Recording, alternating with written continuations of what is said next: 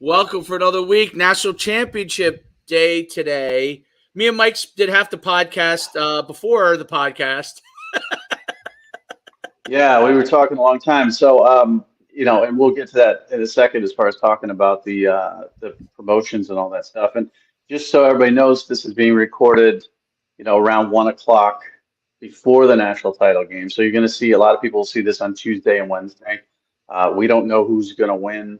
We're going to talk about who we think's going to win. We may look stupid if you watch this in retrospect because you don't know what's going to happen tonight in the game. But yeah, the promo, I mean, once we get talking about it, this is the other thing too, is like once we get talking about it, we just talk about it and talk about it and talk about it.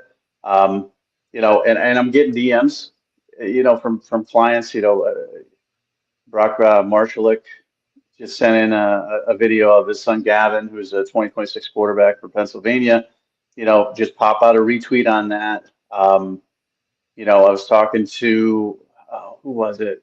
I told you Carson Kruger, his stuff's secret, so we can't even talk about what he's got going Right. on. But he's got some exciting stuff going on. We got Ben Hartman going to Oregon State. Who's that guy?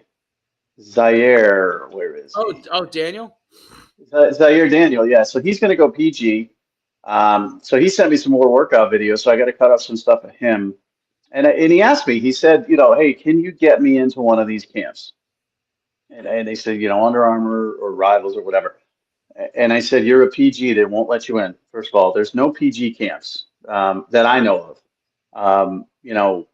All these camps are high school football camps. So they're, freshmen, sophomore, juniors heading into their senior year. And so we had a hard and fast rule, and so does Nike and UA and all that, that PGs, there's no place for you. And I said, but no, you don't need that. You don't need to, first of all, as PG, you're older than everybody else. So it's like not Right. really a fair playing ground. But Right. also, you don't need that. I said I'm not a big fan of those camps anymore, anyways. And I'm not talking about NUC camps. I'm talking about Yeah. the big time 4 and 5 star camps and the camps, where you just get the top kids there just because you want them there to interview. And most of them don't even work out and they just sit on the sidelines. And you feel obligated to give the highest ranked kid at a position the MVP, even if he didn't work out that well. I remember, I'm trying to think of an example.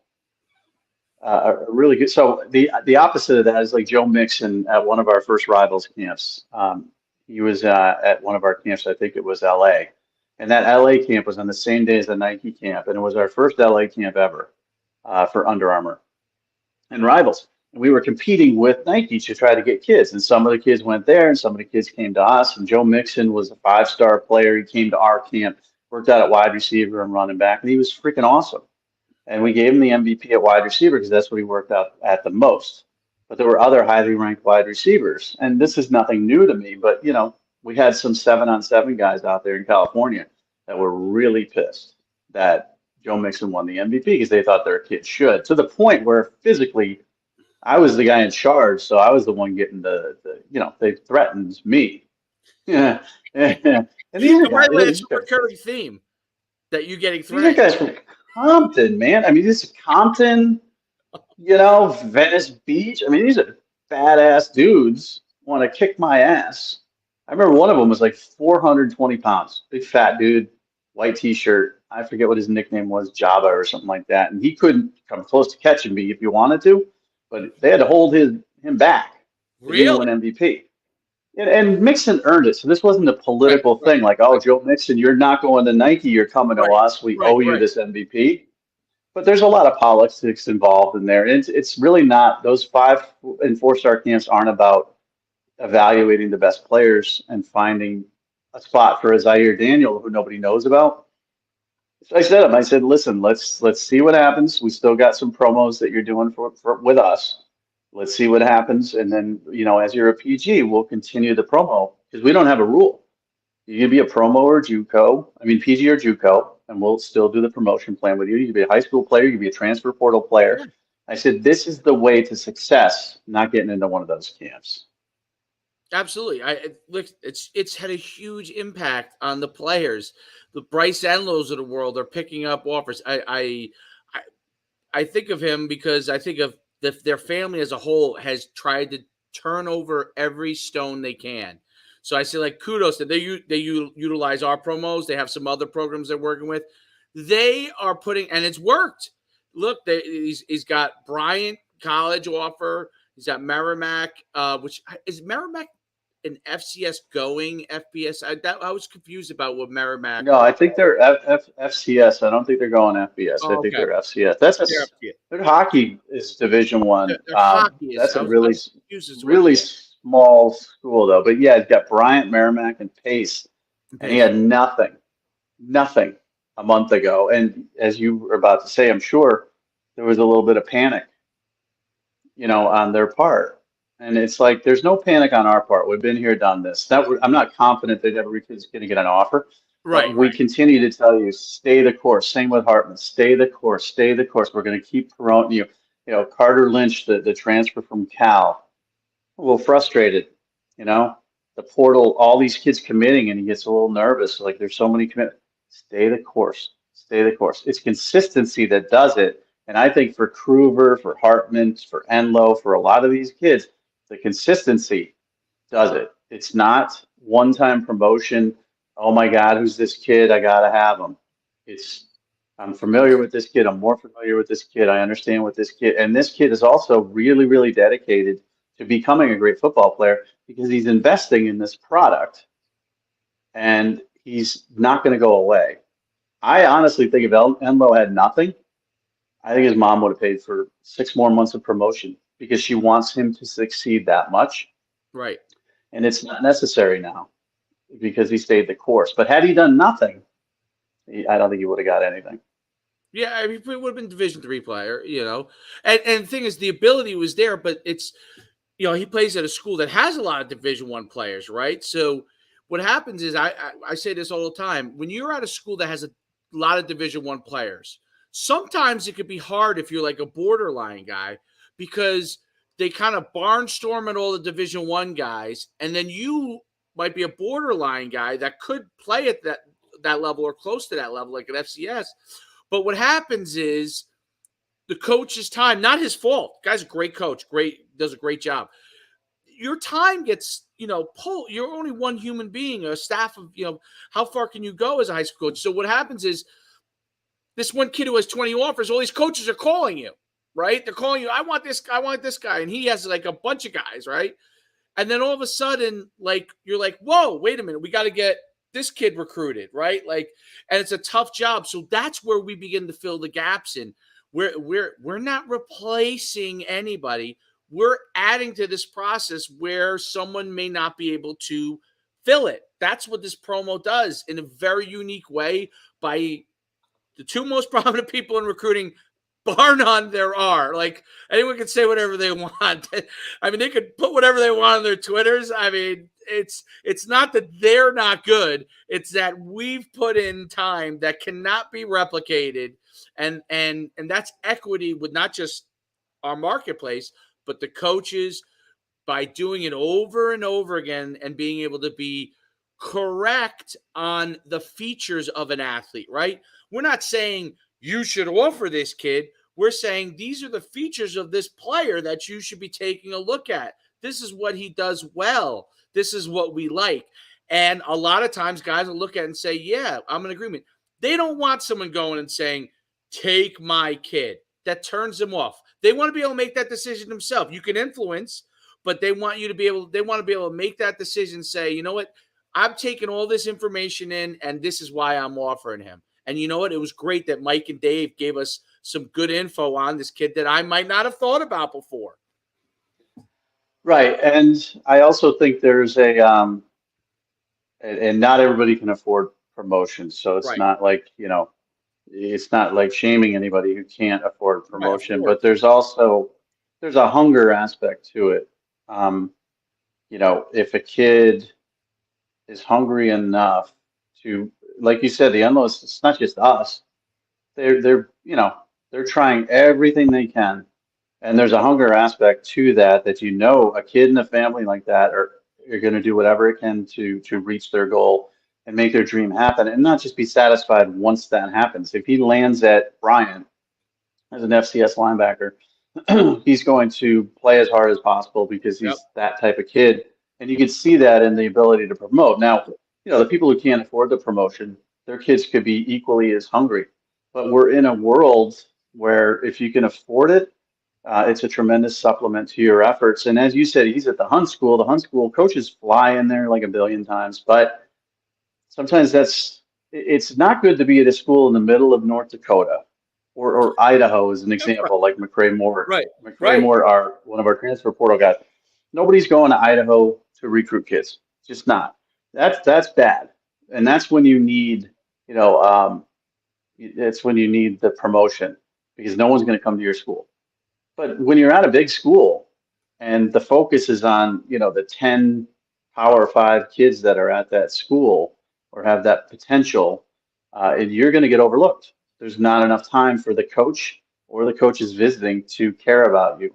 And sometimes that's necessary too. So it's always necessary. It can never hurt. I mean, geez, It can't hurt. to There's no doubt. me, it's we've had some kids with Power Five offers that have signed up with the promotion because Right, they want to see as many options that they could get. They may have 4 or 5 Power Five offers, but maybe with the promotion, they might get an offer that academically fits them better, geographically fits them better, football wise fits them better. Maybe it's a higher level of football that they wouldn't have been able to achieve there. And then you got the kids that have nothing and no offers whatsoever, who need the promotion, who might end up getting an FCS offer, and that's, their dream or a preferred walk-on Power Five offer or Group of Five offer or whatever.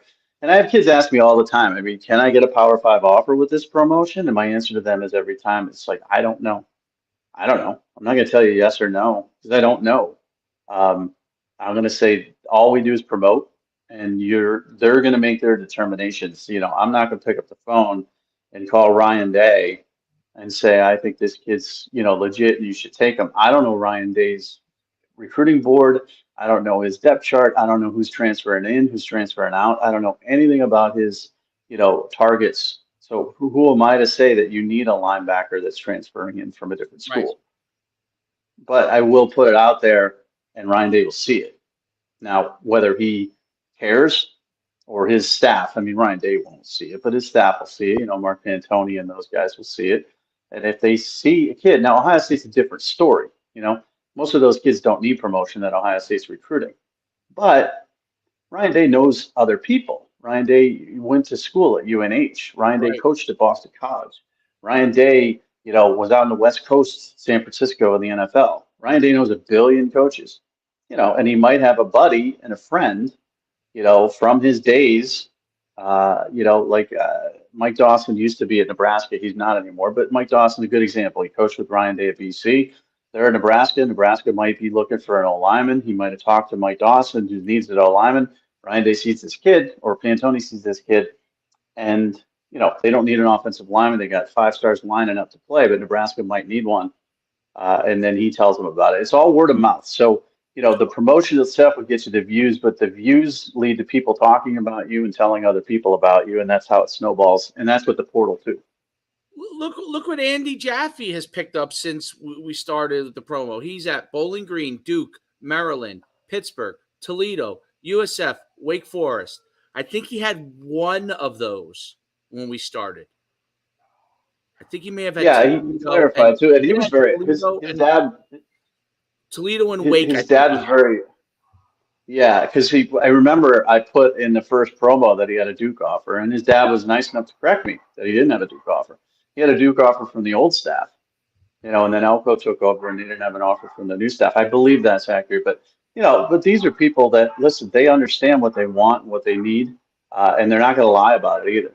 Yeah, Because lying doesn't do you any good. Also, I mean, you could put out there, I had some kids saying, "Why are you retweeting transfer portal offers and you're charging me?" And the answer is because you don't have any offers. Well, what if I just made up an offer that I got one from Arkansas? Would you retweet that? I go, no, everybody knows everything. If you make up an offer, you lose all credibility whatsoever, and we're not even going to deal with you as a client because that's our credibility too. Everybody knows everything. You can't make stuff up. I mean, for years and years, kids have been making up offers, and when they do, I'll get a notification from the coach and say that, like Kansas, for example, a kid claims a Kansas offer, and I retweet it, I'll get a DM instantly from Lance Leopold and he'll say that we haven't offered that kid. So then I'll change the retweet, and you know what? I'll do that kid. I'll freaking block him. I'm not dealing with this. You're gonna tag me and stuff, and I'm gonna believe you, and you're lying. Yep. You're done. So, that's the other thing too. You can promote all you want, but you got to be careful how you do it. Jaffe's doing it the right way. He Yep. had offers. Kid's school's paid for. He's a Division I FBS athlete, but he wanted more opportunities and different opportunities, and he's going to get those because of the promotion, which is great for him. So, it's I don't. It's not for everybody, but I will tell you this. I'm never going to sugarcoat it. I'm always going to tell you how much it costs. Um, I had a kid the other day said, why would you charge me for this? And I gave him the explanation, and this is the example I use to all these kids because I don't know anything about what kids buy these days, but I know that, when I go into a lids to look at hats, I got to pay for that hat. That's it. I can't just go in there and just take a hat. Take your They hat. have a Right. business, you know.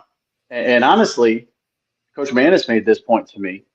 He's like, and if you want to buy a Yankees hat, it's going to cost you $2 more than a Marlins hat because the Yankees are a bigger brand, and that's a bigger license for you know anybody who's manufacturing hats to get, and that's what we are. We're a bigger brand, so it's going to cost you. Now we're not expensive at all, but No. that's the thing. I asked them. I say, listen, and this is transfer kids too who are taking business classes. I go, dude, you go into Liz and you just take a hat and leave? He's like, no. Well, why would you come to me and say you want free promotion? Like, I gotta make money. I got bills to pay. I got problems. This is a business. If I'm going to put in my effort and my time, I'm going to promote you as a client. You're on board, man. I mean, we're still promoting kids who have found homes, right? Yep. I mean, I'm still going to do Enlo videos, whether he decides to go to Bryant or he goes Ivy or whatever. I'm still going to do them until he's found his home. But even after that, if I owe him promos, I'm going to do the promos. Um, we go above and beyond. That's the other thing too, is like I usually do 2 videos each month. I'll cut up 2 1-minute clips of a kid. It's never one. So even if it's a one timer, I'll do 2 minute clips, 2 1-minute clips, and put out two. And he's a one timer, he gets two. The 6 month kids get 12 to 15, and also they get retweets. I mean, Gavin Marshall just DM me, said thanks for the retweet. He's like, I didn't tag you because I didn't want to upset you because it was a 24/7 camp. I couldn't care less. I don't care. You can tag me in Rivals 24/7 stuff, on three stuff. I don't give a crap. I don't care. Um, you know, I'll retweet you because you're a client, and that's it. Yeah. There's really no. That's the other thing, dude. There's no competition. Like if a kid succeeds at a VTO camp, that's one of our clients, and VTO is essentially a direct competitor of yours with camps. I don't give a crap. I'm retweeting it. And you can say, you would never, but you could say to me, well, don't retweet that VTO. I don't care. I'm gonna. Well, you don't, and I don't give a crap. I don't care about, Rivals 24/7 on three, whatever. I'll retweet anything. I don't give a crap. Like, why would I care? They should be working with us. That's What's that's my. that? I said those guys should be working with us so we can help the kids that come to their stuff. It has nothing to do with like what we run event wise or Nah, someone else runs. But I'm just I saying. know. I'm But just saying. that's a completely different business model. And I understand the business model. I lived that business model forever. That's for the kids that don't need it. No, I'm saying like We other used to camp get, stuff. I'm saying other camps like there are. those. Well, I mean, Yeah. well, you also know this business. I mean, it's extremely competitive. I mean, when I was at Rivals, we weren't allowed to ever even quote tweet, like, retweet, or comment on anything 24/7. Period. At all. You If were you in did it, Soviet Union. You yeah, were, or like let's say the Ohio State team site for 24/7. If they put out something, I would not allow to interact with that. I did it once. And then my Ohio State publisher complained to Rivals, and the people at Rivals, my bosses came down on me, and they're like, you can't do that. It's promoting their business. And 11 Warriors is another independent Ohio State site, and they actually picked up one of my articles on Rivals and promoted it. And so I retweeted it because they're giving me free publicity, and then I get yelled at for retweeting it. And I'm like, if an Ohio State fan doesn't know 11 Warriors exists, I don't know what to tell you. Just because our Ohio State site sucks and is like seventh in the market doesn't mean that I shouldn't be able to retweet that stuff. But I can never win that battle. So that's a different, and Is camps, that you know how it is. independently I mean, owned, by the way? 11 Warriors, is that an what's, independent? Is that an independent? yeah, Oh, interesting. that's an independent site. But also, I mean, the camp mentality has always been competing with each other, never Right. working together. When we joined Under Armour, when Under Armour became one of our sponsors for the camps, we would always, go head to head with Nike, and that was I just mentioned the Joe Mixon thing and the Nike camp, and that was our competition. And then when Under Armour left us and did their own camps, and we got with Adidas, then it was Under Armour versus ours versus Nike. Um, it was only till like the relationship that I had with Under Armour, there was a point where I would get on a call with them and say, what's your schedule? Here's our schedule. We want to avoid landing in LA on the same date because that just hurts the kids. It hurts our brands. It hurts everybody because you're getting half the good kids. We're getting half the good. Let's work together. And that was very rare. And that was Billy Tucker at Under Armour, and who's a great guy and was, smart enough to understand that that's the way it works. But now, you know, you see these camps. I mean, VTO, I love them to death. I mean, it's Vince Jacobs and his son now. The T and the O are gone, but I love those guys. But I Oh, worked that with they were you. named after three people? I didn't know that. Yeah, it's Vince, Terrence, and Otis, Oh, okay. and I got in business with them early with the VTO camps, and then Under Armour ended up sponsoring our camps, and they got tossed aside, and then they had a bunch of internal issues, and so Vince kept the business going with his son, Vince Jr., who was a four-star tight end and went to North Carolina. Um, but even there, like, I told him, I said, well, we could probably work out a promotion thing for you, and I'm going to do that myself. I'm going to work out a promotion because I'm not tied into anything. I'm going to work out a promotion deal with VTO and promote their camps, and I'm going to promote your camps and the ones that we work together, and that's the freedom of being independent. But I told him, I said, we should probably just all have a call and figure out a way that VTO and NUC can like work together and maximize everybody's ability to get kids to camps, and work as a business opportunity. But there's always, how it is. It's a cutthroat world and everybody thinks they're in competition. And I get why. I mean, they got really, really screwed. Did they? I mean, Yeah. the VTO camps were so amazing and they were so well run and we had it down. And then somebody came in from corporate, sold it to Under Armour, and just threw those guys aside like garbage. I mean, they got really screwed. Um, so I can see why they don't trust not me, but anybody Yeah, to yeah. work with.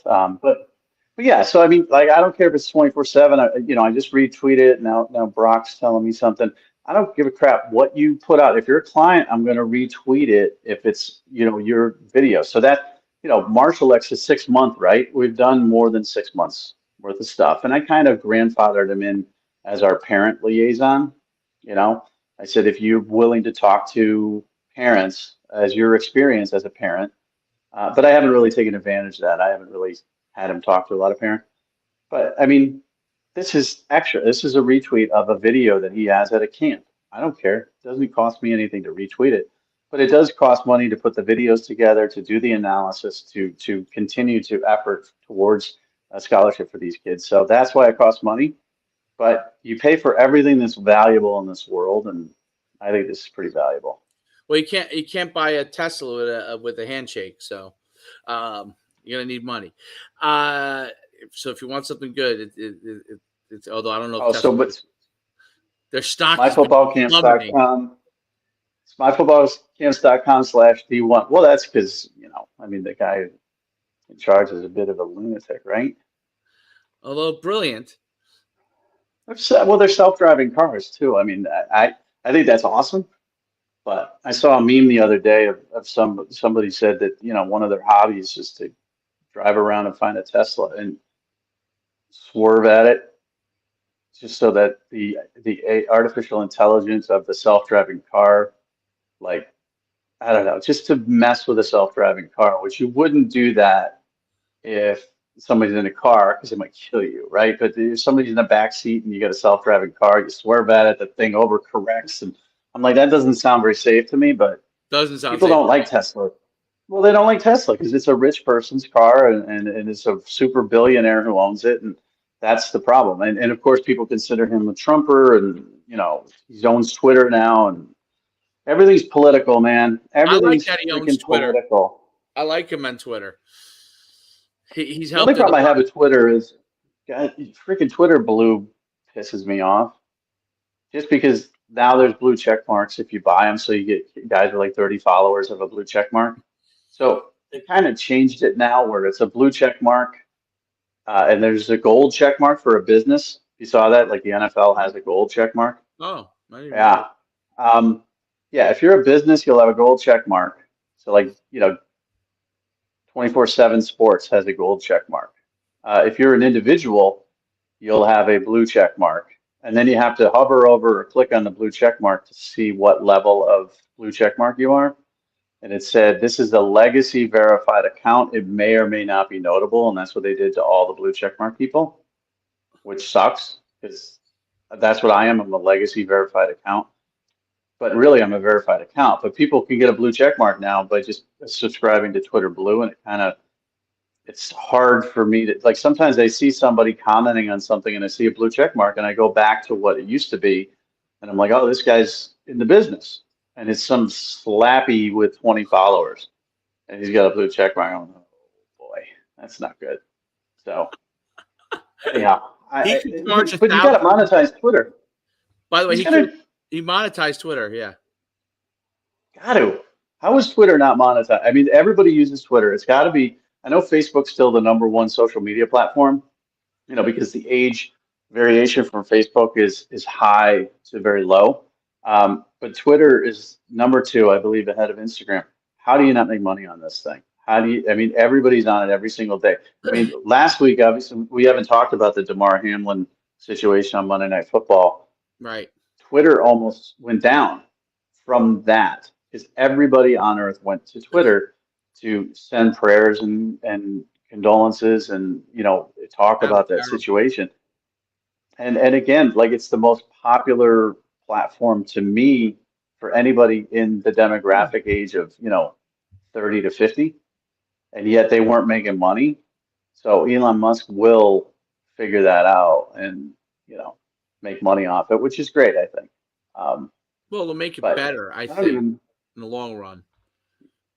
If you But don't I have don't even know money how we get coming on. in, it's always purely a charity. Eventually, which is what happened to Twitter, is that some of the first of all the woke people took it over and were destroying it. But second of all, because there's no money in it, there's no incentive. Was no incentive for other people to go in and try to fix it until Elon went in there. At least now, if there's some money coming in, there'll be incentive for people to figure out ways to fix it. That's look, that's my whole thing is why I'm a capitalist is like, listen, is there negatives to capitalism? Sure. Is there crony capitalism? Sure.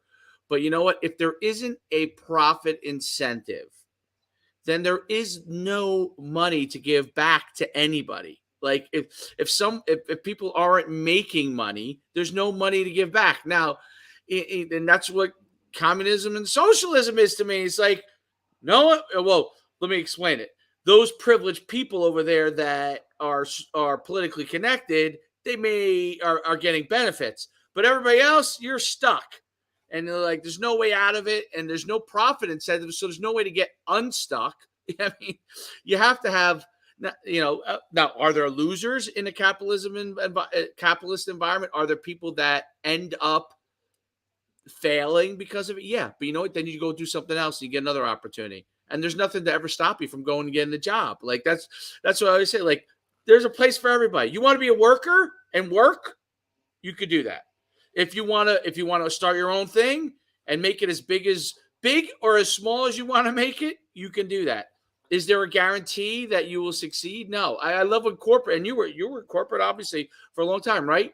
You think, wow, I'm going, it's going great, and then all of a sudden someone makes some decision up there and decides, this is what your value is. It's like, You're determining what my value is. I've been putting all this time in for all this time, and you're telling me I'm only Well, valued at X. That's well, what and it's bothers usually me. every time you get a new set of managers, they come in Right, and reassess your value, and they don't know anything about the product. They don't know anything about you or whatever. So I was lucky enough to sort of not survive, but I had manager after manager. After we were purchased by Yahoo, then we were purchased by Verizon, then we purchased by I can't even remember the last company what the name was, Apollo or something. And manager after manager comes in and they assess and then they look at this, that, and the other, and eventually it's going to catch up to you. If a company's like tight for cash, I was just looking at, right, at Rivals the other day, and they just lost their Iowa site. Tom Kakert has been running that Iowa site since I started there in the late '90s, and it's one of the biggest sites, top 10 site there, and it's got a great Iowa community. Gone.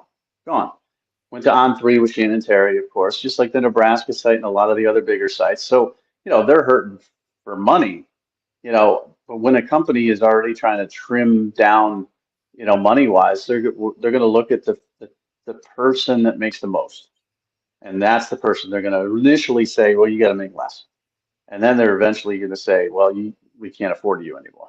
And you're like, you're like, like what? the only reason you're employed here is because this was made $1 million business by me. Right, And now, so that's the cycle of life, and that's the way life works, and it's fine. You just you adjust and revamp, and usually end up happier. But for Twitter, there's a lot of creators on Twitter that aren't being able to monetize their product. There's no way right now to monetize. I see you got super followers. Super follows. How many super follower subscriptions do you have? three. I have three. Three. Okay.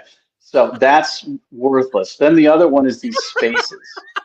Super You power. can You you can can you can monetize hold Twitter Spaces. Twitter Spaces you can monetize. yeah, nobody's going to pay for Twitter Space. But I will tell you this, what Elon Musk will figure out is a way for influencers to monetize on Twitter, and he'll get 10% of that. So let's say he comes up with a way where you could charge, I don't know, the super followers is dumb, but let's say, there's a way to charge for this, that, and the other, and you as a creator like TikTok or like Instagram has Reels and all that stuff, but they're lesser, than TikTok's the number one as far as monetizing your followers, and they changed the game. Instagram's number two, Facebook probably number three, and Twitter last. But if Elon Musk could figure out a way to get a guy like me with 156,000 followers, or a guy like you with 590,000 followers, or whatever, to monetize and give him 10% for doing nothing, he's going to figure that out, and that's important because that's going to make this a viable business. They have to do stuff like so. I guess they had to do Twitter Blue and charge. People get the blue check mark and they pay for that. That's fine. I'm not a big fan of his, but it's changed Twitter. Um, and we got on this discussion simply because of Tesla, and you can't get one of those for free, and they're not going to hand you the keys to it and all that stuff. I want to read Nothing's this free something. in life. I want to talk Go to you ahead. about TCU, but I want to read something. I think you'll find this interesting. And this is where the social media platforms have a lot of them have. So YouTube, I'm going to read this to you, and you'll find this maybe mind blowing.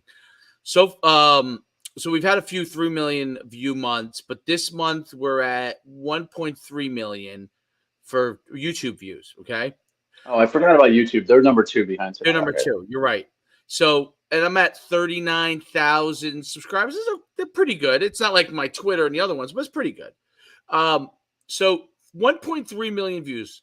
It makes you ready? Grand total of $119.87. So You're rich. yeah, you're rich. So let's say I 10x that. Like somehow I started getting viral videos left and right and 10x it.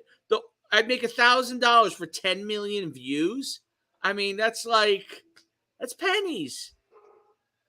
It is nutty. And It's you know not. what? The funny part about TikTok is TikTok originally, influencers were making and creators were making good money. And then what they did is they had you apply for the creator Fun. I had it. status. Yeah. Right. But when they put you in creator status, you go into a completely different algorithm. and it lowers your views. So they Correct. keep your money down. Yeah. It So crushed you're not me. gonna make money either way. It You know, crushed me. but I will tell you this, at least you have an opportunity to make 119 bucks on YouTube or make that amount of money on TikTok. Twitter, Nothing. there's no super followers, almost like a disadvantage because you got three people to sign up for that garbage. So now, in some way, in the back of your head, you have to somehow cater to three people. And why would you want to do that? And they cropped up, I forget what, and instead of the spaces too, they have the communities. You could create a community. There's no Stupid. way to make money there. Elon Musk will figure out a way to make money on Twitter. So I'm confident in that, and that's going to I help. think he cuts out. I think he should get rid of all that stuff. Get rid of super followers. Get rid of communities. You don't get rid of it. Get rid of the monetization capabilities. Get rid of the monetization on spaces. So people are trying to like make money in these tiny little things where they make nothing, and figure out one avenue first that can make people money. One avenue that a large amount of people can have a chance to make money at. And then you can create products off it. But what happened with Twitter is before Elon bought it, they started all these little desperation money things to get put because everyone else is trying to put money in creators' pockets. So like, we'll try this, we'll try this, we'll try this, we'll try this. They're trying all these different things. They all suck. No one subscribe. No one knows what to subscribe to. First of all, they don't know like Right, what is a super follower. What does that really get me? Extra content? Well, why would I pay for extra content? right. I mean, Well, it's what he should do, honestly, and the thing that Twitter should do is just flat out make it a premium product. So you have to pay 2 cents a month to follow somebody. Your billed on your PayPal 2 cents. And nobody wants to deal in these micro numbers and all that stuff. I get it. But at 156,000 followers, if I had all 156,000 be willing to pay me 2 cents a month for my tweets and all that stuff, I would make $3,100 a month. You know, so I'd make like 36 grand from Twitter. Now, 2 cents doesn't matter to anybody. The issue would be obviously, do I want to give out my PayPal? And how do you get PayPal in those places to charge somebody 2 cents? And so, but really, I think the micro follow fee is going to be where he makes money because at 156,000, like LeBron's got what, 80 million, you know, times 2 cents. That's going to be a good lucrative business for him. And it's going to make him want to tweet more because the two centers are going to want to pay that 2 cents and he's going to want to add followers that will pay 2 cents. So that's probably the way to monetize it. Now, I'm not a businessman. I have no idea whether that would work or not. I just know that something needs to be changed there. It's not my problem. It's not my issue. Um, and we've only got 12 minutes, so I want to talk about the national yeah. championship Let's game. talk about That's it. my problem. Let's That's get my into issue. it. So I think it's a 13-point spread. Um, I'm definitely taking. I got to see if the spread has been updated. I'm definitely taking TCU to cover. I don't think they're going to win. I don't know what the status of Henry Miller is for TCU, which is extremely important for them. I'm not sure if he's going to play or not. Um, I do know that TCU is the team that I've sort of doubted all season long, and they've always sort of made me regret that. And I think they're a special football team with a unified goal to play the underdog role and keep this game close. I think Georgia's just going to beat them with talent and depth. But I think this is going to be a one-score football game, 6 or 3 points. So you think Georgia's going to be in with talented? I think Georgia has the if they pound them and they come right at them. I think TCU's really going to have a hard time. Just judging, I don't know why they didn't really do it last time, but That's what I, Michigan tried to do, though. yeah, and didn't Remember? work. But is Michigan without Blake? I mean, the other guy's great, but he's not. Blake Corum had shiftiness to him. I don't Well, know if Michigan, even though as good as they are, their guys are really good, but are they the caliber of the Georgia guys? And then, the offensive line won the Joe Moore 2 years in a row, and it's okay, one of the best offensive lines in the country. And that 3-3-5 that we've talked about here for TCU, it requires a lot of shifting, a lot of movement, a lot of linebackers making plays in space. And you don't think they could hold up to a strong, powerful team that's going to wear them down, and they just always do. So I get your point that Georgia's loaded up front. Um, they're a strong running team. They can overpower this team, but I just worry that Michigan tried to do that and it didn't work. So you think TCU's gonna be able to? Hold up. I don't think they're going to win. Georgia's What going to win. what score do you think it's gonna be? I think it's a 6 point game. So I think it's going to be in the range of like 30 to 24. I think this is That's a my guess. game that if TCU stays around and stays on top in the first half, they have a chance. I think if Georgia does come out and start to like get up by 14 or 21 or something crazy like 14 points and they don't respond, I think TCU could have a hard time, even though they're the comeback kings this year. They are. They are the comeback kings, but I don't know. Every time I see Georgia, I just think like Georgia and Alabama to me, I'm always surprised when a team's been in a game with them. Just because I feel like when I see their guys do things that they're doing things that other teams have a hard time with. But I have to say, like, Ohio State should have won that game. So, like if Marvin Harrison Jr. doesn't go down, they just that injury alone, they win the game, Mhm. in my opinion. So I don't know. I'm going with Georgia. I think Georgia's gonna win. I'm rooting for TCU.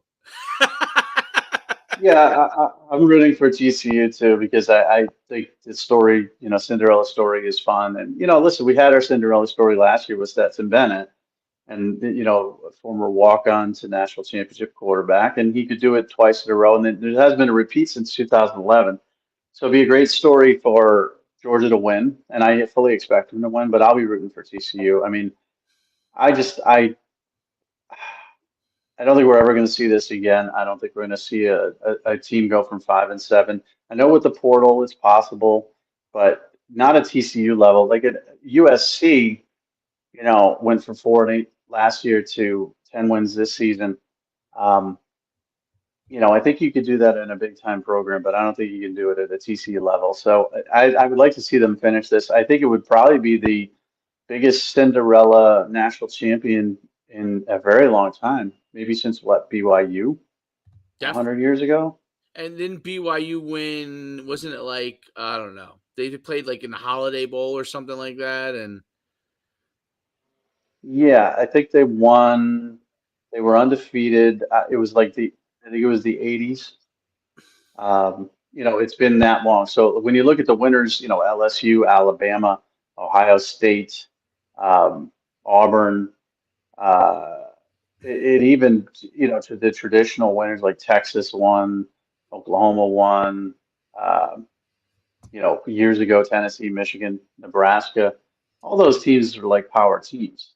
I can't remember the last team that wasn't a power team, maybe Colorado mm, when they won, or Georgia Tech when they split. Both of those teams split national championships, and they weren't like power blue bloods. So if TCU wins, I think it's going to be the biggest non-blue blood victory in 20 years. Um, and it would be fun to watch. I think they match up okay. I was worried about Michigan, being able to run through them. In the first play of the Michigan game was like a 50-something yard run, and I'm like, oh, geez, I don't know if they can hang.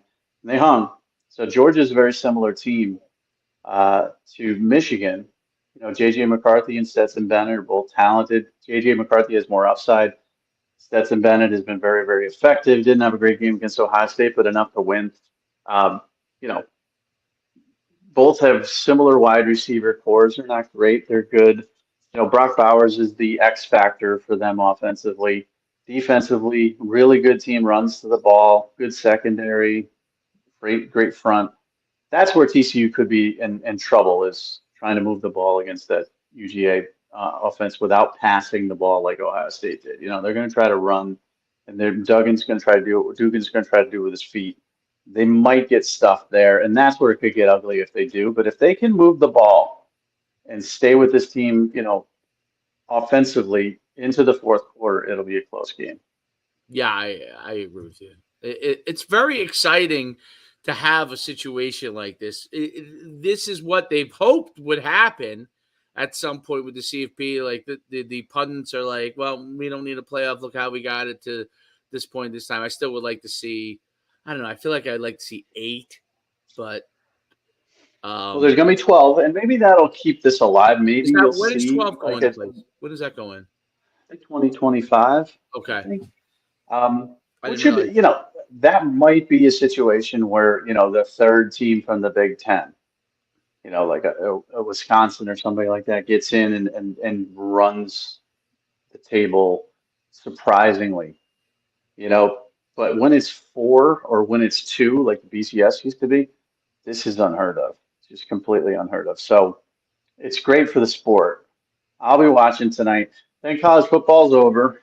Then we got, recruiting and the portal. Then we go into the spring, and then we get the summer, and then, we got to wait. So this is kind of, for me, sports wise, it goes from tonight into the NFL playoffs, and then it's just the Masters. I got to wait for the Masters because it's just from early February Super Bowl to March Masters. It's just the most depressing 4 weeks, 5 weeks.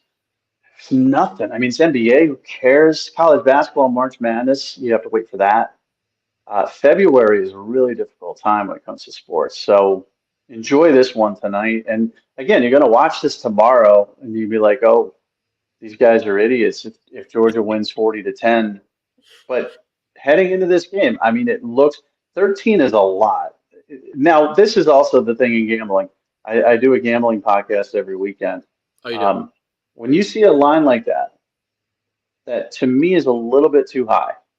I wouldn't lay my own personal line just would be like 9. So when you see it that high, somebody in Vegas knows something, and you should do the opposite of what you think. You see 13, like, oh my gosh, I'm going to take TCU. 13's too much. Sometimes in the gambler's mind, you do the opposite. You say somebody knows something. This line's way too high. That's why I think this could be a Georgia blowout with that Mm, 13 line. yeah, sure. But on the just matchup wise, I think it's probably closer to a 6 to 9 point game. So we'll see. But I got a quick out at 1:30. So it's myfootballcamps.com/D1. Right What's the there. portal one? My What's the this portal is one? this slash D1 is the regular slash D1. I'll pull it up on the screen below here. You can see it. Slash D1 hyphen transfer. Slash D1 hyphen transfer. Maybe we should change that to just transfer. Yeah, probably. It's probably rolls off the tongue a little better, like it's myfootballcamps.com/D1 and then myfootballcamps.com/transfer. Yeah, I think it should be changed for sure. And excited about a new transfer portal client, and we got another one. I'll give him a shout out, Andres Fox from Stanford. He hasn't signed up yet. He's been sort of on the fence. He's a good looking player. He wants to land Power Five. He's a Stanford kid. He's smart. We'll see how things shake out for him. But we got our guy Manziel, the guy from Mercer, our offensive lineman from Yes. Mercer. Yep. Um, you know, 6'3", 285, 6'10" wingspan, 2 years of eligibility left. Gonna get his promo done this week. Long kid. I mean, I watched this film. Long. That wingspan is legit, and he's got a good frame. He looks taller than 6'3". He looks very angular, very athletic. So I think he's going to be an exciting one. He's just nobody really knows about him. He's from South Carolina. Ended up at Mercer. So he's one that I'm excited to start promoting. And we'll get more of the portal ones. Like I said, the portal, now that you see this rash of commitments, there were probably another 50 commitments this weekend. It's going to slow down now because the fall, I mean, the spring semester is starting for schools. So they're all taking these kids in time to get in for the spring. Now that the spring semester has kind of started this week, the commitments are going to slow down precipitously, and that's going to be more opportunities for the kids that don't have a lot of attention. So now's a good time to sign up for the the portal feed, especially if you're panicking and you're seeing all these other kids commit. No doubt about it. All right, we'll close it out here. Listen, enjoy the game tonight. I'm excited about it. You're right. It'll be depressing after this. Super Bowl, you got Super Bowl, and then the NFL playoffs will keep you on the loop for 4 weeks, and then nothing It's till nothing. March But Madness. we got the playoffs. I mean, the playoffs are going to be awesome this weekend. We Playing got a ton of games Saturday, Sunday, Monday night. The NFL playoffs will keep us busy. Signing day in the portal. It's just after the Super Bowl that's when things get bleak. But then, listen, there was a golf tournament in Hawaii I watched this weekend. It gave me hope of life. It was beautiful in Hawaii. It was gorgeous. It was sunny. These guys striking the ball 360 yards in their drives, and it's just depressing in a way, but also fun to see. Once the Masters commercials start coming around, once pitchers and catchers report, you start to see a little bit of life, and you can start to focus on the spring. Because right now we're in the dregs of 26 degrees here in Connecticut. It's going to be dark at 4:30. Rough time. So, all right, man. I'll All talk to right, you next week. we're off. See you